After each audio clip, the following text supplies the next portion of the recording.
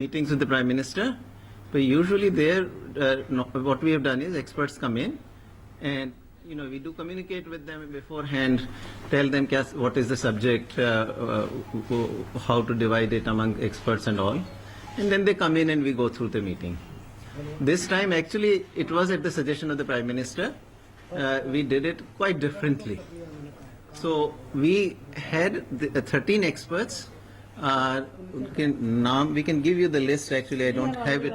You have it. Okay.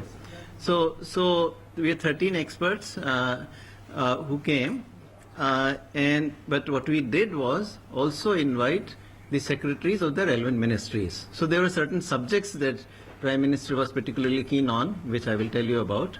So all the ministries that were connected to those subjects, we invited the secretaries of those ministries also. So they all came, and we started the meeting at 11:30. How many secretaries, sir? So let me see. I left that. I can tell. Probably more actually. वो list थी मेरे पास एक वहाँ पर मेरे table पे शायद हो. So yeah, easily maybe it's 13. Maybe the correct number आता है. Let us see. But it's a fairly large number, and I can give you some examples. 5 from the finance ministry. So you got the DEA, expenditure, revenue, DFS, and DIPAM. So this finance. Then IT, telecommunications, RD. So it's a fairly large number of secretaries. They all stayed through the day.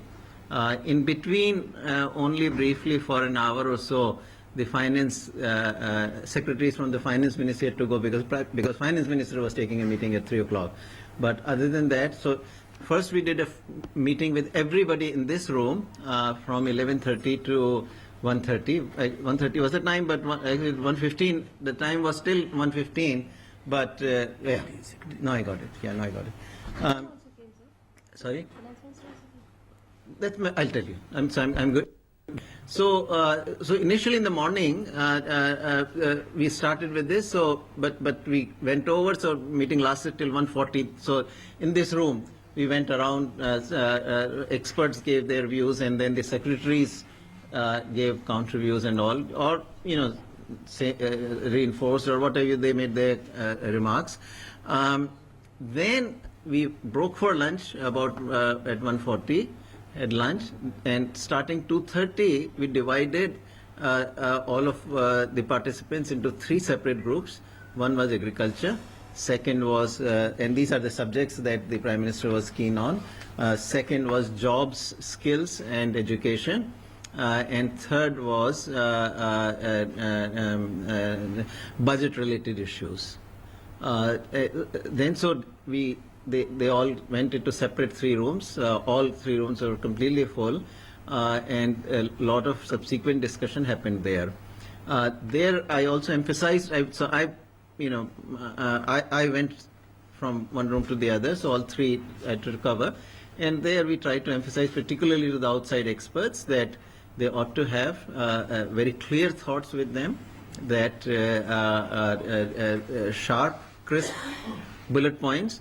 Because when we meet the Prime Minister and the Finance Minister, so Finance Minister also came, so Prime Minister and Finance Minister both were there in the final meeting. But the instructions to the outside experts were that we should crystallize our thoughts out of all the discussions to about 3 or 4 bullet points, because each one of the experts will have about 3 to 4 minutes to give their thoughts.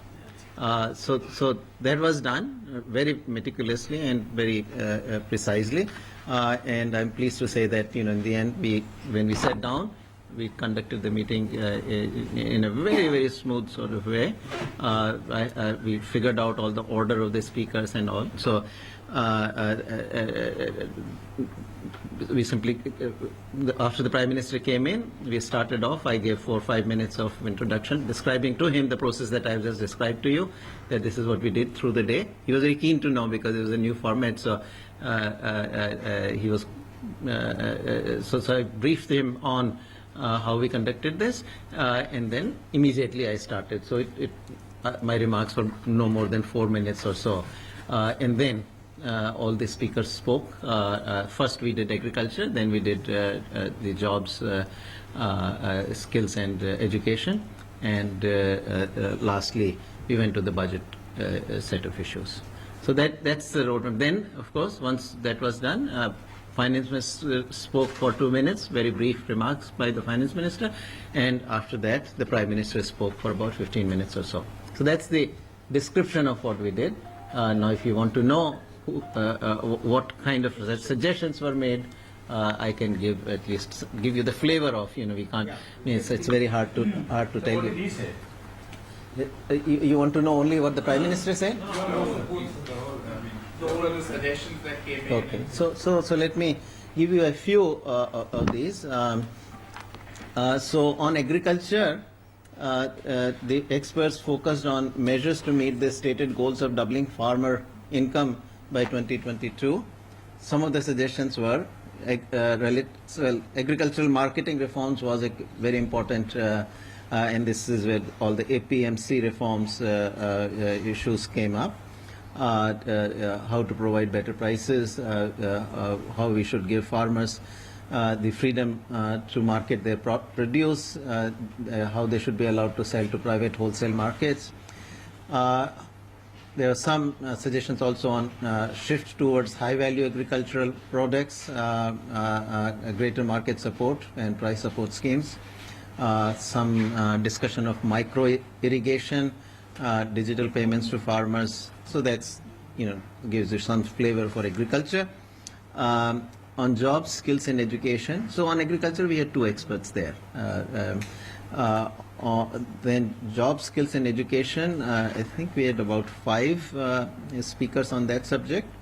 All of them stressed the need to bring firms into formal, organized sector, since that will lead to growth in well-paying, productive jobs. So it's at least, particularly of the 5, the first 3 speakers in particular very much emphasized that we need to bring the workers into and also the economic activity more into the formal and organized sector as opposed to informal and unorganized. So that theme ran through at least first 3 speakers very, very closely. It was pointed out that currently about 90% of labor force is in informal sector. Within textiles in China, about 90% of the firms have more than, I think it's 50 workers, more than 50 workers. In India, 90% of the firms have less than 50 workers. So there is about size that, that tells you that how much we are in informal sector, how much China is into the formal sector. Tourism sector was also highlighted by the experts as a priority sector where India has the potential to become not only world leader, but it is also emphasized as the important sector where good, well-paid jobs can emerge if we invest. There was some suggestion that we are under-investing in tourism and that we should invest more. Then on manufacturing, one of the issues that came up at least twice relates to the tariff inversion, whereby the tariffs on components and inputs can be higher than the tariffs on the final products. So that undercuts the incentive to produce the final product. So the suggestion was that perhaps tariffs, because there is an issue of revenue, and the way it was addressed was that if you harmonize the tariffs to a single rate, so about 7% or so was suggested as the rate at which you could unify all the tariff rates. So if all the products are subject to the same, let's say about 7% tariff rates, then nobody has the complaint that look, my components are tariffs. Custom duty. This is about custom duty. Yeah, that's good. Use the. So the suggestion was that there is this inversion in many cases, whereby the inputs are subject to higher custom duty than outputs are. That discourages the manufacturing of the outputs. And so this suggestion was that unify all the custom duties to something like about a 7% level, which would ensure that at least as much revenue gets collected as is being currently collected, the custom revenue. And probably it might be a little bit more, but certainly it will be minimally revenue neutral. And that also solves the problem of inversion, and that it also solves, one of these other problems where firms come in and then lobby for give me a higher tariff and all. If you say, well, I'm giving everybody 7%, it's a little easier to convince the lobbyists, firms also, that look, everybody is being treated equally on this issue. So that was brought up. Also, some suggestions on learning from the Chinese strategy. Shenzhen, as an example, was mentioned, that create clusters for economic activity, and it was also pointed out that this was an opportune moment for doing so because of the global trends, such as rising wages in China and relatively low. Certainly the wages are rising much more slowly in India than in China, because in China the labor force is declining, in India it's still expanding. So that gives you the possibility of replacing China as the source of some of the products that currently are exported by China, clothing, footwear, etc. Also on training and skills, there was emphasizing there's need for involving industry and employers to make skilling more demand driven. So this issue also figured a bit that that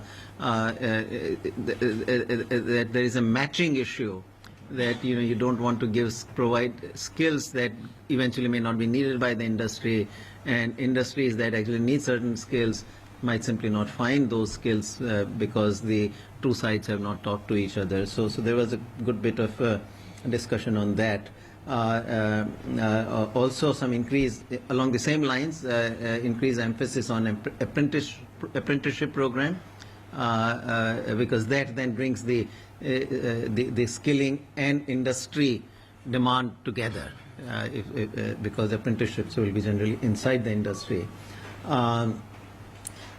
It was also pointed out that India has seen a schooling revolution, but now we need a learning revolution. This was a reference that, look, initially we were trying to get everybody into schools. Now we got them there, but quality of education is a problem. Learning is a problem, and so we also need the learning revolution to happen now. Utilization of digital technology was emphasized because so one of the participants also emphasized that there's a huge problem of teachers. Either the teachers are not there, or the teachers are not well qualified, motivated, and also one of the ways to improve is to give digital technology, access to digital technology to both teachers and to the students. Special emphasis on skill training of children in 14 to 18 age bracket. This was also pointed out as a very important. This is something that's. For me also it was a new point that often up to 14 we have the programs going, but 14 to 18, when many children are deciding about what they are going to do and all, there is not enough facilitation, and so, for example, suggestions were made that that is the age group for which we could think in terms of at least while they otherwise get the same education as everybody else, if they want certain skills which would make it easier for them to get jobs later on.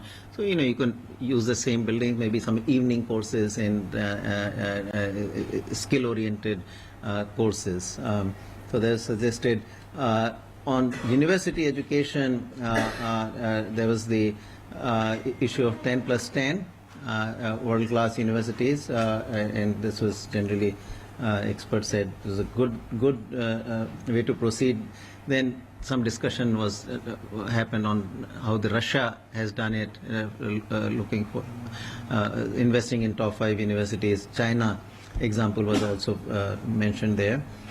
They welcome Niti Ayog's emphasis on outcome-based medical education. So this was a reference to the bill that we have proposed to replace the Indian Medical Council Act. and they suggested that similar approach was needed in other fields as well.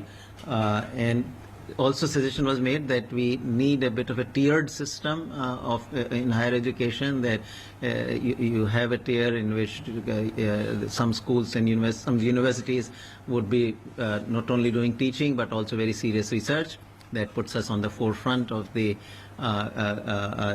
global rankings.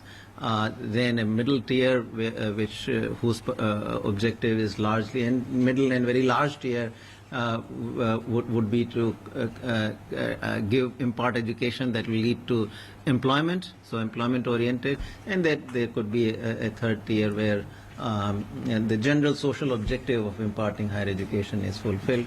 So that was a suggestion also made. That's about the second category. Finally, very quickly on budget-related issues, they suggested a number of reforms in budgetary exercise.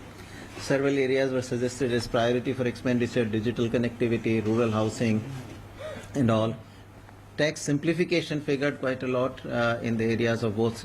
So direct taxation, indirect was clear that GST was going to come, but on the direct taxation, both corporate and personal income tax, quite a bit of suggestion about simplifying, reducing exemptions, bringing down the tax rates, aligning the tax system to make India competitive with the international destinations. Also discussion of strategic disinvestment and listing, also on listing of the PSUs, that they should be listed on the stock market. Increased use of DBT to rationalize subsidy expenditures. Time cycle smoothing of revenues like done in expenditures. Expenditures are divided over the quarters. A similar exercise needs to be done on revenues. That was a suggestion. But then we also had one speaker we had, a 13th one, who was a unique one. This is a professor at IIM Bangalore, who is really world class. It's absolutely top class data analytics and big data. And so he, Pulak Ghosh, Professor Pulak Ghosh, and so he made a number of suggestions how India needs to now start using the large volume of data that are now being collected, because so much of digitization in different areas is happening, and so therefore we need to do data-driven policy making. So you can also you can use the data that the government is already collecting, but you can also use the other data that in real time that many countries are these days using. So we talked about better systems for data analytics of tax data to facilitate data-driven tax administration, for example. It was, somebody mentioned like CBDT has one set of tax data. CBEC has another set of tax data. The two need to speak to each other, and also so that was also discussed. So that's the total roadmap of what was discussed. Finance Minister said that there were a lot of out-of-box ideas, and he said, I have taken very copious notes of everything that has been said, and we intend to follow up on these. Prime Minister, he talked a bit about demographic dividend, said that to fully realize it, we need skill, scale, and scope. All three have to be worked on to translate skill, scale, and scope. Skill, scale, and scope. He talked about tourism as being a very important sector. He said we need to invest more in tourism, and he talked about how India has this very vast inherited or traditional kind of wealth, meaning that a lot of the modern day to promote tourism, countries create new modern things, but India has so much of the inherited historical wealth that can be formed the basis of expansion of tourism. I spoke about agriculture, said about that we ought to have these climatic zones where we create centers of excellence based on the climate of the particular region. He said that just as we have talked about these 10+10 universities in general, we ought to also think in terms of some agricultural universities which would also be top class universities. I picked up on the issue of this silo problem, that the CBDT and CBEC kind of issue, that we ought to improve this coordination and get away from working in the silos. Very much emphasize that data analysis is absolutely essential. Talked about micro irrigation, agricultural infrastructure. He said had been a neglected area, and he gave this example, for instance, that we don't even have enough imparting enough knowledge about agricultural infrastructure.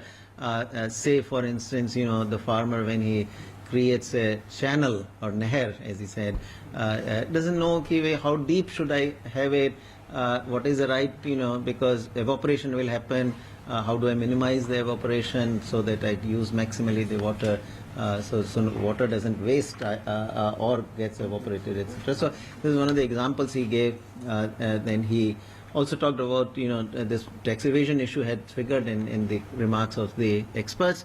So he also addressed that. He said a very interesting thing. He said that, it's not that the taxpayer doesn't want to pay taxes, but when the taxpayer pays taxes, he or she also wants that the proceeds from the revenues are well used. So he said, if somebody sees that, yes, my tax revenue was used to create this hospital where now my own children, family, and others' families can actually get proper treatment, nobody hesitates to give the tax. But when revenues are not, or expenditures are not properly done, and then people want to evade the taxes. So he said that. Last, I think I'll mention, is very something interesting. He said, it always brings in some interesting issues or interesting ideas. So he said, about teacher absenteeism. He said, I made this suggestion in Rajasthan, and they're trying on this. He said that I told, in the schools, why don't you just, like you put my picture, the Prime Minister's picture or the President's picture, why don't you also put a picture of the teacher of the school, so that the children know who the teacher is, so that whether the person who is actually coming to teach them is their teacher or not. Because many people, teachers have their jobs and they go somewhere else and they send somebody else to teach. So he said, Rajasthan, for example, is trying on that, and so I thought it was very, very interesting